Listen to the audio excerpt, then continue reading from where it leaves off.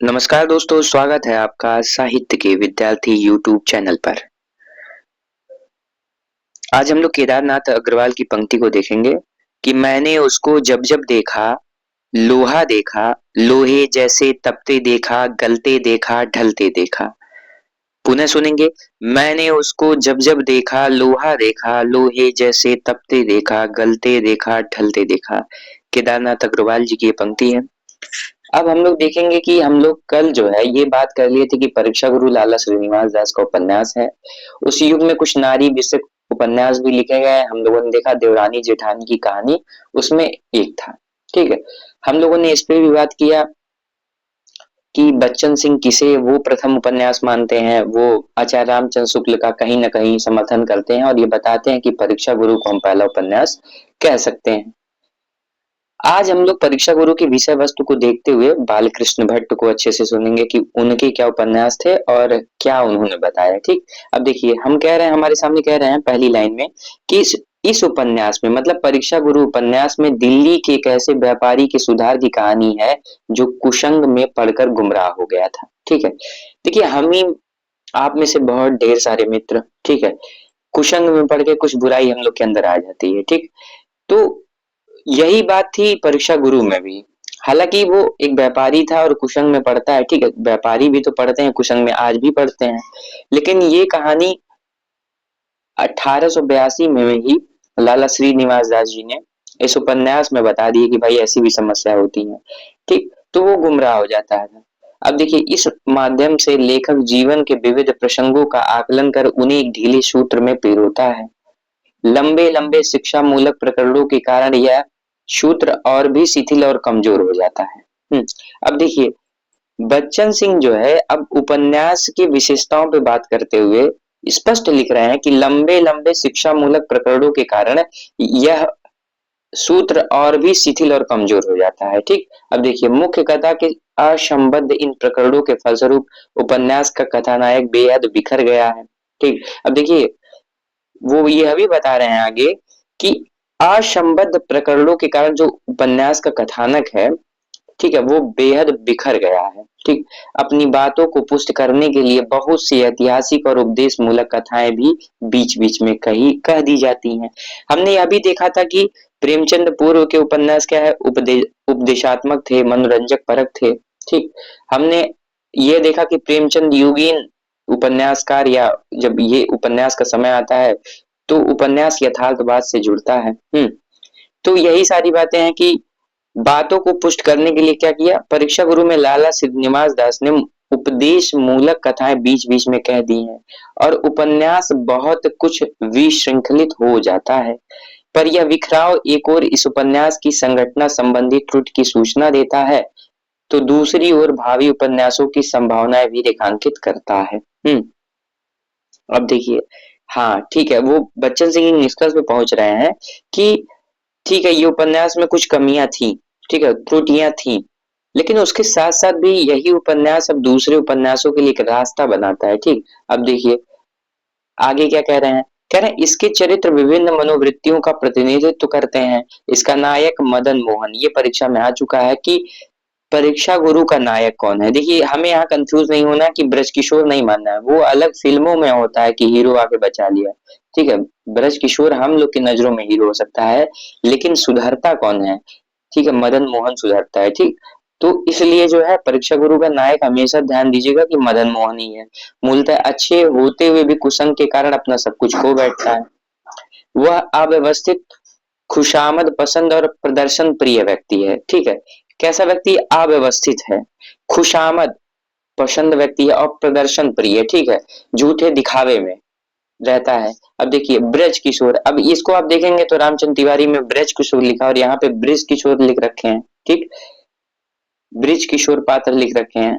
ठीक, अब देखिए कह रहे हैं नई रोशनी से प्रभावित, संयमी, विवेकवान, देश प्रेमी, अपनी भाषा, संस्कृति, गद्यात्मक रीति नीति का समर्थक है।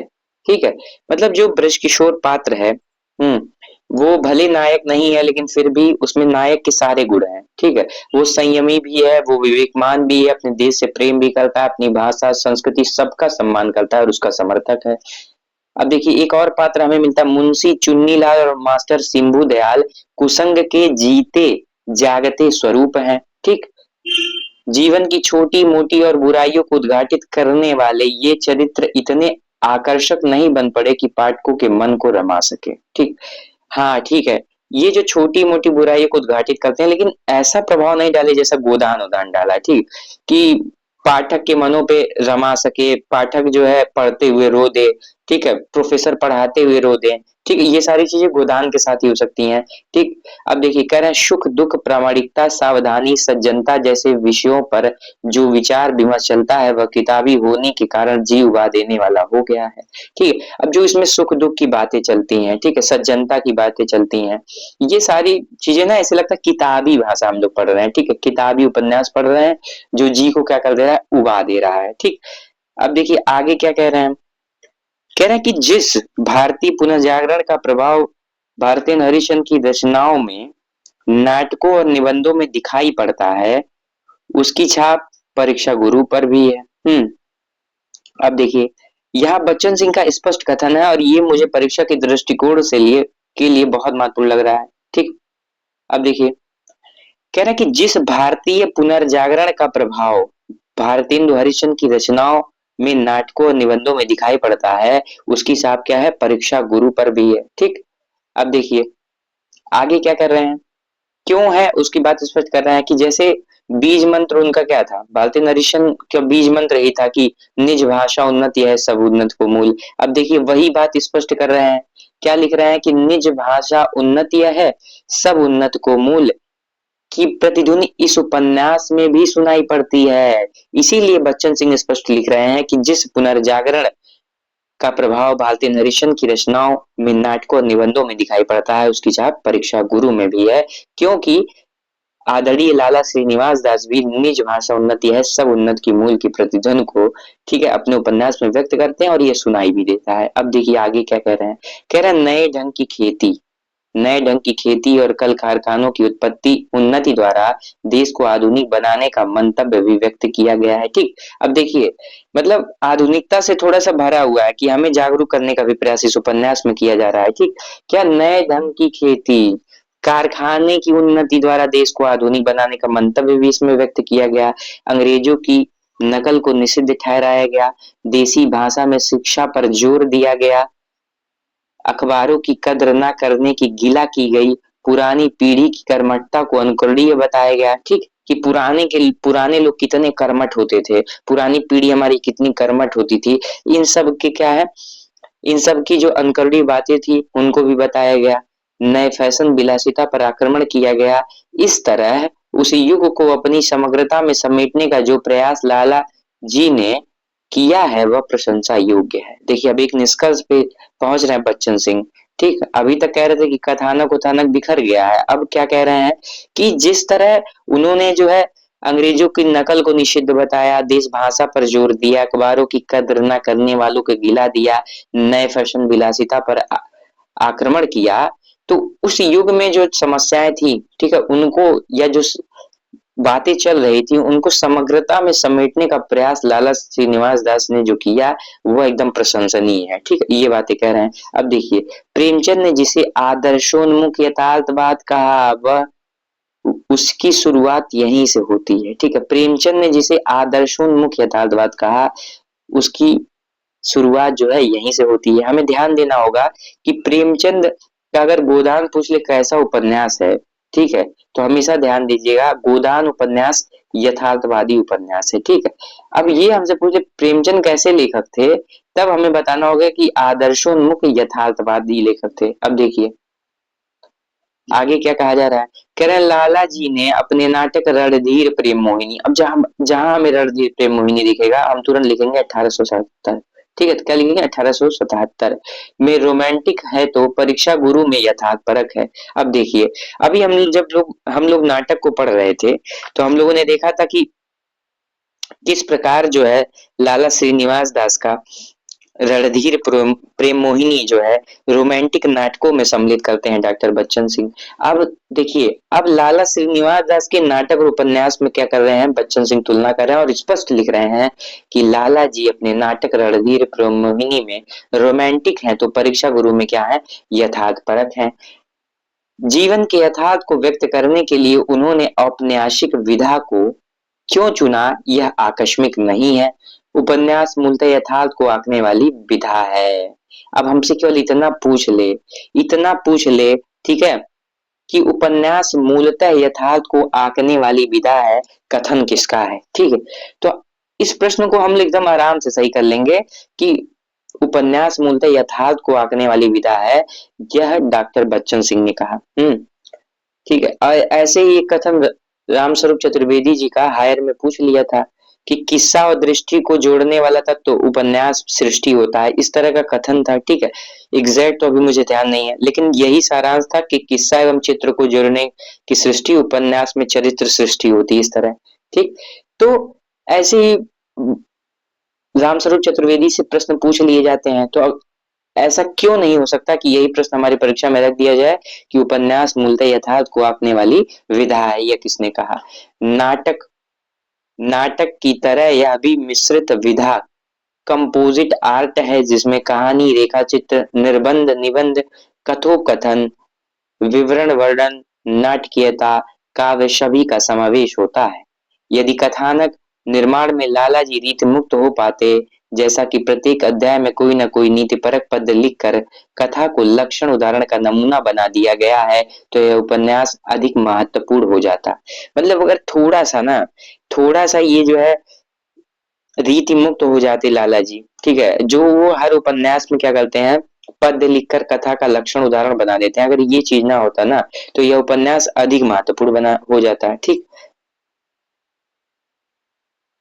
अब देखिए, कह रहे हैं कि अब देखिए हम लोग पहुंच गए कि बाल कृष्ण भट्ट पे। ठीक। बाल कृष्ण भट्ट पे पहुंच गए। अगर हमें बाल कृष्ण भट्ट जी का जन्म पूछ ले कब हुआ, ये बहुत महत्वपूर्ण, इसलिए महत्वपूर्ण है क्योंकि ये जो है ना भारतीय हरिश्चंद्र जी से पहले आते हैं। कब आते हैं, 1844 ईस्वी में आते हैं। ठीक। बालकृष्ण भट्ट कब आते हैं, तो 1844 में आते हैं। अच्छा, और क्या जाना जाए इनके बारे में। देखिए, बालकृष्ण भट्ट के ने दो उपन्यास लिखे, ठीक है। अब देखिए, बच्चन सिंह जब हम सॉरी राम स्वरूप चतुर्वेदी जी को जब हम पढ़ते हैं तो वहां हमें ये पता चलता है कि अ, रामचंद्र तिवारी जी हिंदी का गद्य साहित्य में लिखते हैं कि जो बालकृष्ण भट्ट थे, इनके दो उपन्यास तो प्रसिद्ध हैं, और एक उपन्यास जो रहस्य कथा है उसको मधुकर भट्ट ने 1879 के नवंबर मास के हिंदी प्रदीप के फाइलों के आधार पर, ठीक है, तीसरा उपन्यास का उल्लेख किया है। लेकिन देखिए, बच्चन सिंह की विशेषता देखिए, जो प्रामाणिक है उसी की बात कर रहे हैं, ठीक है। रहस्य कथा में संदिग्धता इसलिए है क्योंकि जो है ना, इसको क्या है, इसको एक रिपोर्ट प्रस्तुत करते हैं, कौन, श्री मधुकर भट्ट नाम था उनका, वो एक रिपोर्ट लाते हैं, हिंदी प्रदीप जो पत्रिका था उसके माध्यम से बताते हैं कि इनका एक रहस्य कथा भी उपन्यास है। ठीक। लेकिन जो है प्रामाणिक रूप से देखिए दो उपलब्ध है, नूतन ब्रह्मचारी और 100 अजान एक सुजान, और ये परीक्षाओं में कई बार भर भर के पेपरों में प्रश्न डाले गए इनसे संबंधित। अब देखिए, कह रहे हैं कि बाल कृष्ण भट्ट ने दो उपन्यास लिखे, नूतन ब्रह्मचारी और 100 अजान एक सुजान। ध्यान देना होगा, ठीक है, कि बा, बाल कृष्ण भट्ट ने कितने उपन्यास लिखे, तो दो उपन्यास लिखे। अब देखिए यही विद्वानों में मतभेद, ये 1877 बता रहे हैं और रामचंद्र तिवारी लिख रहे हैं कि जो है नूतन ब्रह्मचारी 1886 ईस्वी में है। ठीक है। अब देखिए इतना डिफरेंट, मतलब एक प्रमाणिक पुस्तक के पढ़ने से भी आपका काम चलने वाला नहीं है, आपको चारों तरफ दिमाग घुमाना पड़ेगा। ठीक। अब देखिए, 100 अजान एक सुजान, ये तो सही लिख रखा है इन्होंने कि 1892। 1892, 1892 हो सकता है कि इसमें जो है मिसप्रिंट हो गया हो। ठीक है। अब देखिए, नूतन ब्रह्मचारी 1886 ईस्वी में, और 1886 में ही आप जोड़ दीजिए बस 8। कितना जोड़ दीजिए, 8 जोड़ दीजिए, 6 जोड़ दीजिए। ठीक है, 1886 में 6 जोड़ दीजिए, तो आप देखेंगे कि हमें दूसरे उपन्यास का भी समय पता चल जाता है कि 1892। ठीक। अब देखिए, अब देखिए बच्चन सिंह लिख क्या रहे हैं, ये महत्वपूर्ण है। ठीक, कह रहे हैं कि दोनों ही शिक्षा उपयोगी कथाएं हैं, मतलब नूतन ब्रह्मचारी भी और 100 अजान एक सुजान भी। आगे क्या बता रहे हैं, आगे लिख रहे हैं कि दोनों में ही सत्संग की महिमा गाई गई है। दोनों में जो है सत्संग की महत्ता को बताया गया। नूतन ब्रह्मचारी का विनायक, ये महत्वपूर्ण है, पात्र पूछा हुआ है कि विनायक पात्र किसका है। ठीक, तो नूतन ब्रह्मचारी का विनायक अपने अच्छे संस्कारों के कारण डाकुओं का हृदय परिवर्तन करता है। 100 अजान और एक सुजान एक ऐसे सेठ की कहानी है जो कुसंग में पड़कर बिगड़ जाता है किंतु सत्संग के कारण पुनः सुधर जाता है। ठीक, अब देखिए हमसे पूछ ले कि बालकृष्ण भट्ट के किस उपन्यास में डाकुओं का हृदय परिवर्तन हो जाता है, इसकी कथा को किस उपन्यास में बताया गया है। तो ठीक है, तो नूतन ब्रह्मचारी इसमें विनायक है भाई साहब, डाकुओं के हृदय में परिवर्तन करा दे रहे हैं। ठीक, और देखिए जैसे परीक्षा गुरु है ना, उसी टाइप की ये भी शिक्षा उपयोगी कथाएं इसमें भी देखिए। अब देखिए 100 जान एक सुजान, ठीक है, क्या होता है कि 100 जान एक सुजान माने 100 लोग मूर्ख हैं और जो है मतलब अज्ञानी है, और एक व्यक्ति है चंद्रशेखर, ठीक है, जो सुजान है, और वो क्या करता है, सत्संग के कारण अब लोग सब लोग सुधर जाते हैं, ये बातें हैं। ठीक, इसमें जो है ऋषिनाथ और निधिनाथ की चर्चा किया गया है। ठीक, अब देखिए परीक्षा गुरु की भांति यह उपन्यास भी हिंदी संस्कृत के नीति परक उद्धरणों से भरा हुआ है। अब बच्चन सिंह फिर से तुलना कर रहे हैं कि अगर हम बात करें नूतन ब्रह्मचारी और 100 अजान एक सुजान की, तो परीक्षा गुरु की भांति इसमें भी हिंदी संस्कृत के नीति परक उद्धरण से जो है इसको भर दिया गया। इसकी भाषा अलंकृत है, इसकी भाषा अलंकृत है। अब देखिए आगे क्या कह रहे हैं, कह रहे हैं नूतन ब्रह्मचारी की भाषा में सहजता अधिक है। ठीक है, नूतन ब्रह्मचारी की भाषा में क्या है, सहजता अधिक है। क्या है, सहजता अधिक है। अब देखिए इसकी बातचीत विनायक और उन तीन आदमियों से बाहर हुई। विनायक आगे हुआ और वे लोग उसके पीछे पीछे घर में चले। भीतर जाकर देखा तो घर में कोई बात अमीरी की नहीं, पर सफाई और सुथरापन हर वस्तु में झलकता है। भीतर जाकर उन दोनों साथियों को एक नाउम्मीदी सी हुई, क्योंकि जैसा बाहर से देखने में मकान भड़कीला मालूम होता था, वैसा भीतर कुछ भी समान न था। इसमें कोई संदेह नहीं कि इसकी भाषा में जो प्रवाहमयता है वह परीक्षा गुरु में नहीं है, फिर भी यह अपेक्षाकृत सपाट उपन्यास है। अब देखिए, अब हमसे ये पूछ लेना कि डॉक्टर बच्चन सिंह ने किस उपन्यास को सपाट उपन्यास कहा, ऐसे पूछ ले, या ऐसे पूछ ले कि डॉक्टर बच्चन सिंह ने बालकृष्ण भट्ट के किस उपन्यास को सपाट उपन्यास कहा। ठीक, तो देखिए ये बात क्या हो जाएगी, स्पष्ट हो जाएगा कि सपाट उपन्यास उन्होंने नूतन ब्रह्मचारी को कहा। ठीक है, नूतन ब्रह्मचारी को कहा। और देखिए कभी भी प्रश्न भी बन सकता है, बनने वाला है, ये जान लीजिए कि सपाट उपन्यास किसको कहा। ठीक है, तो नूतन ब्रह्मचारी को सपाट उपन्यास कहा। अब देखिए कह रहे इन प्रारंभिक उपन्यासों को देखने से पता लगता है कि रईस वर्ग अपनी अय्याशी और कर्मण्यता में किस प्रकार ढर रहा था। ठीक है, मतलब जैसे रईस लोग क्या है, अय्याशी और अपने अकर्मण्यता में किस तरह ढह रहे थे, इस बातों को जो है उन्होंने बच्चन सिंह बताया कि प्रारंभिक उपन्यासों में देखने को मिल रहा था, और आज भी स्थिति यही है। ठीक है, अब देखिए उसके स्थान पर कर्मण्य, क्रियाशील और युगीन चेतना से संपृक्त पढ़ा लिखा वर्ग उभर रहा था। ठीक है, ठीक है, अब यहाँ क्या उभर रहा था का यूज किए हैं कि उसके स्थान पे क्या है, कुछ ऐसे भी कर्मणीय व्यक्ति पैदा होते थे, ब्रज किशोर टाइप के, ठीक है, जैसे विनायक टाइप के। अब देखिए कह रहा है कि नए समाज के निर्माण में आगे चलकर इसी वर्ग की भूमिका महत्वपूर्ण सिद्ध हुई। ठीक है, नए समाज के निर्माण में क्या है, जो यही नवीन युगीन चेतना वाले व्यक्ति थे ना, उन्हीं की भूमिका जो है बहुत महत्वपूर्ण सिद्ध हुई। अब देखिए आगे क्या कह रहे हैं, कह रहे हैं कि महता लज्जा राम शर्मा के उपन्यास धूर्त रसिक लाल में भी कुसंग में पढ़कर एक बिगड़े हुए सेठ के सुधार की कहानी है। अब देखिए कितनी बात, दिल्ली के एक व्यापारी की सुधार की कहानी परीक्षा गुरु में हम लोगों ने पढ़ा। ठीक है, फिर हम लोगों ने बालकृष्ण भट्ट के किस उपन्यास में हम लोगों ने देखा कि नूतन ब्रह्मचारी में जो है एक विनायक नामक पात्र होता है, ठीक। और विनायक भाई साहब करते क्या है, विनायक करते यही है कि वो डाकुओं के हृदय में परिवर्तन कर देते हैं, ठीक। विनायक क्या करते हैं, डाकुओं के हृदय में परिवर्तन कर देते हैं। और देखिए फिर हमको ये पता चलता है कि एक उपन्यास को जो है नूतन ब्रह्मचारी को ही सपाट उपन्यास कहते हैं, ठीक। और देखिए हमको ये पता कि चला कि 100 अजान एक सुजान में एक व्यक्ति रहते हैं हीराचंद और उनके दो पौत्र रहते हैं रिद्धिनाथ और निधिनाथ, जो अजानों के फेर में पड़कर विलासी हो जाते हैं। लेकिन उनका शिक्षक रहता है चंद्रशेखर, जिसे सुजान का कुछ दिनों के लिए उनका साथ छोड़ देता है। अंततः रिद्धिनाथ और जो निधिनाथ थे जालसाजी के अपराध में पकड़े जाते हैं। फिर हीरो की तरह आता है चंद्रशेखर मतलब सुजान और उन्हें बचा लेता है। माने इसमें भी क्या है, वही सेठ वाली कहानी है, ठीक है, सेठ वाली कहानी है। अब इसमें भी एक तीसरा उपन्यास मतलब नूतन ब्रह्मचारी हो गया, इसमें भी सेठक कहानी। अब देखिए अब तीसरा उपन्यास हम लोग देखते हैं धूर्त रसिक लाल। इसमें भी भाई सेठक बिगड़ रहे हैं उन्हीं को सुधारने की काम। अब देखिए कह रहा है कि मेहता लज्जा राम शर्मा के उपन्यास धूर्त रसिक लाल में भी कुसंग में पड़कर एक बिगड़े हुए सेठ के सुधार की कहानी है, ठीक। अब जैसे हमसे पूछ ले कि किस उपन्यास में, मेहता लज्जा राम शर्मा के किस उपन्यास में एक बिगड़े हुए सेठ के सुधार की कहानी है, तो धूर्त रसिक लाल। देखिए इनके कई उपन्यास थे, ठीक है। पहले तो यही था धूर्त रसिक लाल। अब देखिए ये बता रहे हैं 1899 में धूर्त रसिक लाल, ठीक है। धूर्त रसिक लाल यह बता रहे हैं कि 1899 में है।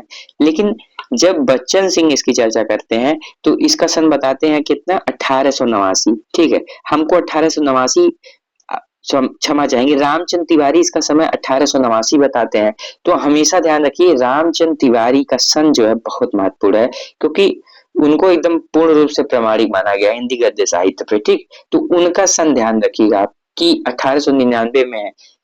अब क्या है, इसमें भी बिगड़े सेठ की कहानी है। सेठ रसिक लाल के कुसंग में पड़कर, ठीक है, मैंने इसी में इनके पात्र भी जुड़े हैं। रसिक लाल, धूर्त रसिक लाल में रसिक लाल ही क्या है, सेठ रसिक लाल यही बिगड़ता है, कुसंग में पड़कर मद्यपान वेश्यागमन जुआ आदि के कुटेवों में फंस जाता है, पर पत्नी के प्रभाव से अंत में सुधर जाता है। वाह भाई वाह। अब देखिए इसी तरह मेहता लज्जाराम शर्मा का दूसरा उपन्यास जो 1899 में है, और ये रामचंद्र तिवारी में हिंदी का गद्य साहित्य में 1899 ही दिया है, ठीक। ये हमको लगता है मिस प्रिंटिंग है, ये 1889 हुआ, इसको आप सुधार लीजिएगा, ठीक। में रमा और लक्ष्मी दो बहनें हैं, ठीक है। अब आप खुद सोचिए कि रमा और लक्ष्मी दो बहनें। अब देखिए लक्ष्मी हमारी संस्कृति की लग रही है कि नहीं, मान लीजिए, ठीक है, लग तो दोनों लोग हमारी संस्कृति के लग रहे हैं। लेकिन आप ऐसे सोचिए लक्ष्मी, ठीक है, लक्ष्मी घर की लक्ष्मी मतलब हमारे संस्कृति की, मतलब भारतीय संस्कृति की। मैं आपको विषय वस्तु याद कराने का एक प्रयास मात्र कर रहा हूँ कि दो बहनें एक पाश्चात्य संस्कृति में पली हुई स्वच्छंद और दूसरी भारतीय संस्कृति में पली हुई संस्कारबद्ध, ठीक है। माने रमा क्या है, पाश्चात्य संस्कृति में पली हुई है और वो स्वच्छंद है। लेकिन एक दूसरी लड़की है जिसका नाम है लक्ष्मी, वो भारतीय संस्कृति में पलती है और संस्कारबद्ध है। इसमें लक्ष्मी की शालीनता पातिव्रत्य आदि को रमा की स्वच्छंदवादिता के विरोध में रखा गया है। इस तरह पाश्चात्य संस्कृति को भारतीय संस्कृति से हीन ठहराया गया, ठीक है। क्या है, पाश्चात्य संस्कृति को क्या है, जो भारतीय संस्कृति थी, ठीक है, उससे ही, माने पाश्चात्य संस्कृति गलत है, माने रमा जो है उनका जो है जो स्वच्छंद विचारधारा है वो पसंद नहीं है। और जो लक्ष्मी है भारतीय, ठीक है, भारतीय संस्कृति की परिचायक है, ये भाई साहब अच्छी हैं, ठीक है। अब देखिए कह रहे हैं कि पुनर्जागरण काल तथा बाद में भी भारतीय संस्कृति पर बल दिए जाने पर फलस्वरूप इस तरह के उपन्यास आए, मतलब ठीक है। जब हमारा देश क्या नाम है पुनर्जागरण के समय में था, ठीक। पुनर्जागरण का मतलब आप समझ रहे होंगे कि भारतीय युग से मतलब है। अब आपके मन में ये तुरंत उठना चाहिए कि भारतीय युग को पुनर्जागरण किसने कहा, तो डॉक्टर नगेंद्र ने कहा। जागरण सुधार काल द्विवेदी युग को किसने कहा, तो डॉक्टर नगेंद्र ने कहा, ठीक है। अब देखिए हमारे सामने अगला क्या है, पर पाश्चात्य संस्कृति पर आक्रमण करने के सिलसिले में लेखक श्रृंगारिता के अत्यंत ऊंचे स्तर पर उतर आता है, ठीक। आगे चलकर उन्होंने हिंदू गृहस्थ आदर्श दंपति बिगड़े का सुधार आदर्श हिंदू आदि अनेक उपन्यास मुख्यतः आदर्श हिंदुत्व की स्थापना की गई, ठीक है, लिखे जिनमें क्या हुआ, मुख्यतः आदर्श हिंदुत्व की स्थापना की गई। अब देखिए, अब हम लोग जो है इन सभी उपन्यासों के सन को देख लें, ठीक है, कि भाई साहब, ठीक है, हमको पता चल गया इनका सबसे पहला उपन्यास दूत रसिकलाल 1889 में रामचंद्र तिवारी जी के अनुसार, और यही सही है, इसको आप लोग सही कर लीजिएगा। ठीक, हमने देखा फिर कि स्वतंत्र रमा परतंत्र लक्ष्मी कब था, 1899 ईस्वी में था। ठीक, अब देखिए, बात कर रहे हैं हिंदू गृहस्थ कब था। तो इनका हिंदू गृहस्थ कब था, इसका डेट मिलता नहीं है। हाँ, हिंदू गृहस्थ का, तो देखिए आदर्श दंपति कब था, ठीक है, तो आदर्श दंपति इनका 1904 में था। ठीक है, अब देखिए बिगड़े का सुधार अथवा सती सुख देवी, इसका पूरा नाम है बिगड़े का सुधार अथवा सती सुख देवी, ये किसका उपन्यास है, तो ये इन्हीं मेहता लज्जाराम शर्मा का है, 1907 में यह था। ठीक, आदर्श हिंदू कब था, तो आदर्श हिंदू बाद में था, 1915 में था। ठीक, आदर्श हिंदू कब था, 1915 में था। इनका जो यह उपन्यास है हिंदू गृहस्थ, इसका सन नहीं मिलता है, हिंदू गृहस्थ का सन हमें नहीं मिलता है। ठीक, अब देखिए आगे क्या बताया गया हमें, फिर कह रहे हैं कि इनके सभी जितने उपन्यास थे उसमें आदर्श हिंदुत्व की क्या हुई, स्थापना हुई। अब देखिए, अब बात देखिए, ये प्रश्न पूछा हुआ टीजीटी में, कह रहे हैं इस सिलसिले में राधा कृष्ण निस्सहाय हिंदू, ठीक है, राधा कृष्ण दास का कौन सा उपन्यास था, तो राधा कृष्ण दास का निस्सहाय हिंदू। अब देखिए थोड़ा सा हमें बच के पढ़ना होगा, बच के इसलिए पढ़ना होगा क्योंकि जो सन दिया हुआ है इसमें बच्चन सिंह में, ठीक है, जब हम रामचंद्र तिवारी से तुलना करते हैं तो एकदम डिफरेंट हमें मिलता है। तो हमें ये ध्यान देना होगा कि राधा कृष्णदास जो निस्सहाय हिंदू था वो 1890 में था, और ये बात जो है रामचंद्र तिवारी जी के पुस्तक में है। तो रामचंद्र तिवारी को आप इसको सुधार लीजिएगा, रामचंद्र तिवारी का जो डेट है ना वही प्रमाणिक माना जाता है। ठीक, गद्य साहित्य में कह रहे हैं इसमें गोवध समस्या और हिंदुओं की निस्सहायता तथा मुसलमानों की कट्टरता का चित्रण है। अब देखिए एक बार टीजीटी में प्रश्न बना किस उपन्यास में, हाँ, कौन सा उपन्यास गोवध की समस्या के लिखा गया। ठीक है, अब देखिए निस्सहाय हिंदू, इसमें पहली बात तो एक विशेषता छिपी हुई है विषय वस्तु की कि हिंदुओं की निस्सहायता का वर्णन, फिर क्या कह रहा है गोवध समस्या, ठीक है, तथा मुसलमानों की क्या है कट्टरता का चित्रण था इसमें। ठीक है, ये बात पता चल गई। राधा कृष्णदास का भी एक ही उपन्यास और ये परीक्षाओं में कई बार भर भर के पेपरों में पूछा गया।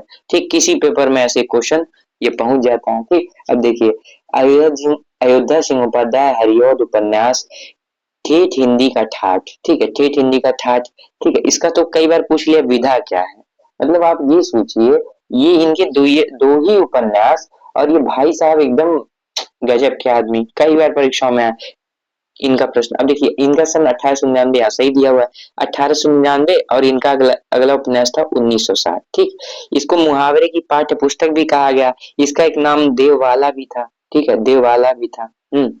देववाला भी इसका एक नाम मिलता है। ठीक, अब देखिए अदगिला फूल में हिंदू समाज में व्याप्त कुरीतियों और आदर्शों को चित्रित किया गया। मतलब आप देख लीजिए वही सारी प्रेमचंद पूर्व युग की जो विशेषता है, ठीक है, क्या उपदेशात्मक उपन्यास, आदर्शों का चित्रण, ठीक है, नैतिकता की बातें, वही सारी बातें हो रही हैं। ठीक, अब देखिए कह रहे हैं ठेठ हिंदी की ठाठ की नायिका जिस व्यक्ति से प्रेम करती है उससे उसका विवाह ना होकर एक धनी किंतु अशिक्षित दुराचारी व्यक्ति से हो जाता है। ठीक, अब देखिए मतलब जिससे प्यार कर रही है उससे शादी हो नहीं रहा है इसका, बल्कि किससे हो जा रहा है, एक तो दुराचारी व्यक्ति है, धनी है भाई साहब, धनी है। ठीक है, अब धनी है तो भाई शादी हो ही जाएगी। अब देखिए धनी है किंतु अशिक्षित है, दुराचारी व्यक्ति है, ये किसी को कोई मतलब नहीं है। ठीक, अब देखिए प्रेमी अपने आदर्श प्रेम के रक्षार्थ नायिका के पति को अच्छी राह पर ले जाता है। अरे वाह भाई, मतलब अब देखिए प्रेमी है, अब देखिए आदर्श की बातें हो रही हैं, आज तो हत्या हो जाएंगी चीजों में, ठीक है, मार देंगे एक दूसरे को लोग। यहाँ पे देखिए प्रेमी क्या कर रहा है, प्रेमी कर रहा है अपने आदर्श प्रेम का उदाहरण दे रहा है, ठीक है भाई तुम्हारी शादी मेरे से नहीं हुई कोई बात नहीं, ठीक है, जिससे हुई अब उसके पति को अच्छे राह पे लाने का प्रयास कर रहा है। अब देखिए किंतु नायिका विरह में घुलकर समाप्त हो जाती है। ठीक है, वस्तुतः इसमें प्रेम की समस्या ना होकर अनमेल विवाह की समस्या है, क्योंकि वास्तविकता के रूप में इसी समस्या को लिया गया और प्रेम आदर्श और उत्सर्ग मूलक होकर रह गया है। अब देखिए अनमेल विवाह की समस्या, अब हमसे पूछ ले कि भाई साहब प्रेमचंद के किस उपन्यास में अनमेल विवाह का दहेज एवं अनमेल विवाह की समस्या का चित्रण है, तो निर्मला। ठीक है, निर्मला 1927 में। ठीक है, ये परीक्षा में कई बार पूछा है। अगर हमसे पूछ ले ठेठ हिंदी ठाठ की विषय वस्तु क्या है, ठीक है, तो बता दीजिएगा कि इसमें अनमेल विवाह की समस्या है कि किस प्रकार वह जिससे प्रेम करती है उससे विवाह नहीं होता है। फिर भाई साहब वो जो प्रेमी रहता है इनके पति को सही रास्ते पे लाने का प्रयास करता है, क्योंकि जिनसे इनकी शादी होती है वो धनी तो रहता है लेकिन दुराचारी रहता है। ठीक, अब देखिए, अधकिला फूल की देवदेती अपने सतीत्व की रक्षा करते हुए अपने सन्यासी पति को प्राप्त कर लेती है। वाह भाई वाह। ठीक है, क्या है, अधखिला फूल की जो देवदूती है अपने सतीत्व की रक्षा करते हुए अपने सन्यासी पति को प्राप्त कर लेती है। अब देखिए हम लोग ठाकुर जगमोहन सिंह को देख लें।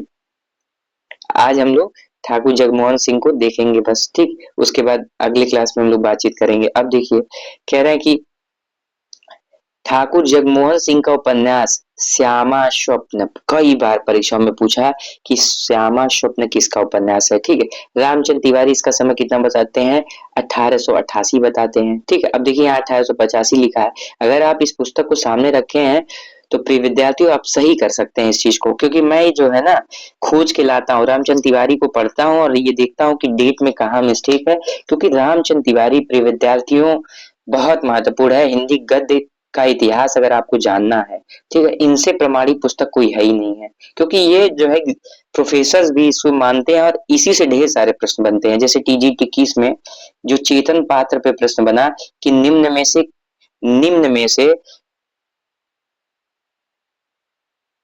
निम्न में से जो है उनके उपन्यास का गिरती दीवारें, ठीक है, गिरती दीवारें किसका था, उपेंद्र नाथ अश्क का ही था।